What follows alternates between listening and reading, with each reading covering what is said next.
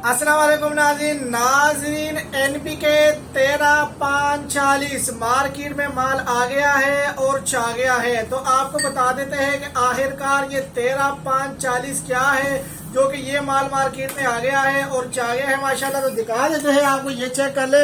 इसके अंदर 13% यूरिया है, 5% इसके अंदर फास्फोरस है और 40% इसके अंदर फास्फोरस, ये पोटाश है, ये आप देख सकते हो। और प्लस ट्रेस एलिमेंट यानी इसके अंदर मिक्स माइक्रो न्यूट्रंस भी अवेलेबल है, ये आप देख सकते हो। कैमरामैन अगर इसको जूम करे थोड़ा सा तो ये आपको मैं दिखा देता हूँ। ये इसके अंदर जो है ना बोरान, आयरन, जिंक, मैग्नीज, ये सारी चीजें इसके अंदर अवेलेबल है।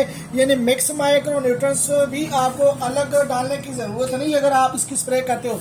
अगर इसकी स्प्रे की बात करें तो ये आप इसके ऊपर तो लिखा हुआ है कि 250 ग्राम से 500 ग्राम तक आप स्प्रे कर सकते हो। यानी कि 250 से 500 ग्राम तक फी एकड़ इसकी आप स्प्रे करवा सकते हो। ये देख ले, ये आप देख सकते हो।